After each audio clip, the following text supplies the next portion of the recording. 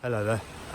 A new format for our newsletter because it seemed to me that you'd want something more immediate to be able to experience when you're getting your reports on what we've been doing at Dunans, particularly as we're about to start a really very active period in the restoration, which is good news.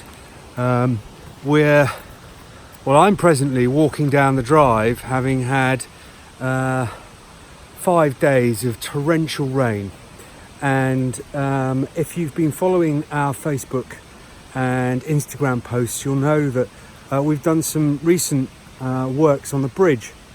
And the really good news is that despite the rain and despite the runoff, it's actually looking very good.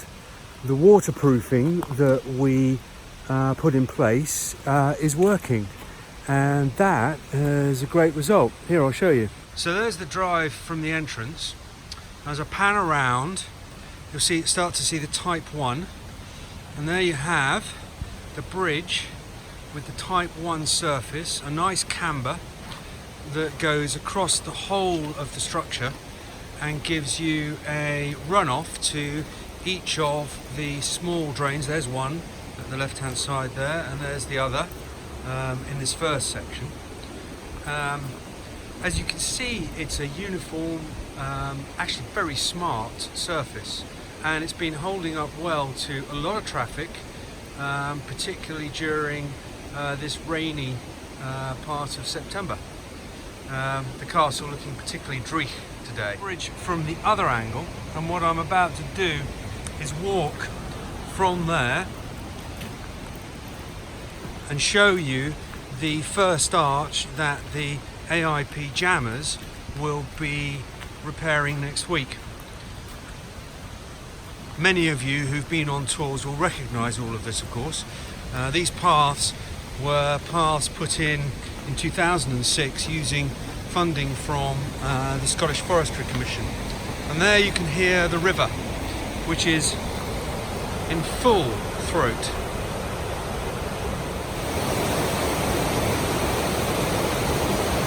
That's the main arch, and at its apex you can see the stalactites of lime that are forming because of the water that was running through or percolating the structure. That should now have stopped, and our gargoyles, when used to take all the water from the deck. It's not raining hard enough today anyway. And next door is the smaller arch, where we will be consigning our American volunteers to raking and pointing. In the next couple of days, Eland and Ian will be coming in to put up the scaffolding to give us access. Of course, none of the work that I'm talking about would be possible without the Scottish-led project and the contribution of all you lads and ladies. So thank you for that. But your contributions are going to go further this year, because we've got several other projects we will be moving forward in the next couple of 3 months, some of which I think are going to blow you all away. While resurfacing the drive and making sure the bridge is fully structurally sound are really important and provide us with access to the castle for all of the materials and workmen that we need to bring in, you'll be saying, well, what about the castle?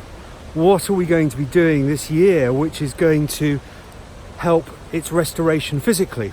Well, I'm delighted to say that we are going to be doing the first tranche of major works this autumn. And by which I mean that the castle will be fully cleared and we will be able to get inside the full structure. Now that's really important. It means that we can, on the one hand, take measurements, do a detailed structural survey of the building as it now stands, but on the other, it means that little by little we can scaffold and support the whole of the interior, such that we will then be able to assess how we're going to take forward the restoration.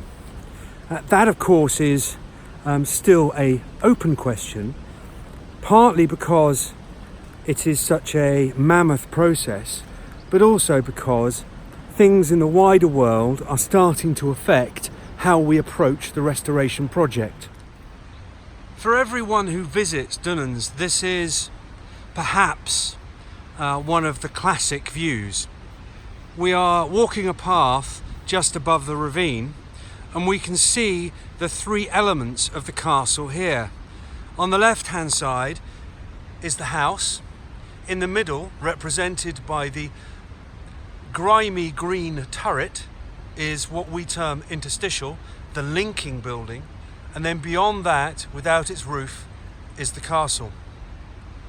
Of course, as I was saying, the castle will get cleared this October, but also this November, we hope, we will be reconstructing that candle snuffer turret in the middle and rehabilitating the structure between house and castle, enabling us to hopefully restore it in the spring.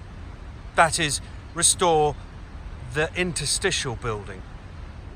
So what we intend to do is, with the clearance in October, provide you with film footage and photographs as that goes along, rather like we did with the bridge. And the same actually has to be said we'll be doing with AIP and the works that they are doing on the bridge and the arch and the repointing. There'll also be some work on the pointing of the deck area and making sure that everything is properly tidied up.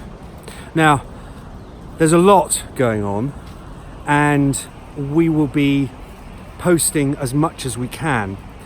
So that's really exciting. What isn't so exciting is that the UK has been going through a significant amount of political turmoil of late. And, you know, whatever we think about it, it has to affect business decisions and decisions around projects such as our own. And really, actually, that's one of the reasons why we are investing monies now in the restoration project, because we feel that there is a significant risk that if we don't, then our currency, sterling, is going to devalue significantly, and that will then mean that our buying power as far as things like, I don't know, West Coast slate, scaffolding, copper, is going to be significantly less, and therefore the contributions you've made are also going to be significantly less. And whatever happens, we can't allow our hard-won progress to be undermined by what seems to me an unmitigated political disaster. It beggars belief how this has happened.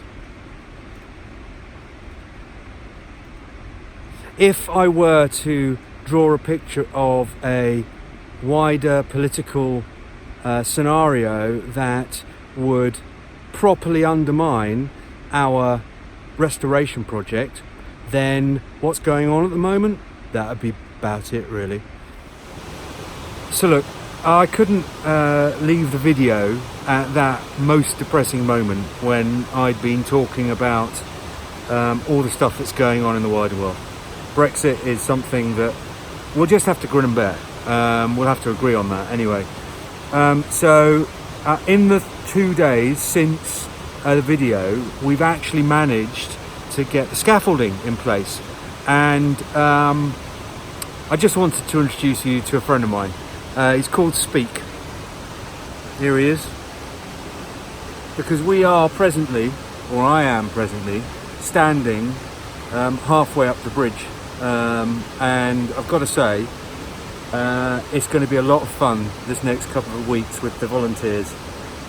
It's just great to see the project really starting to take off.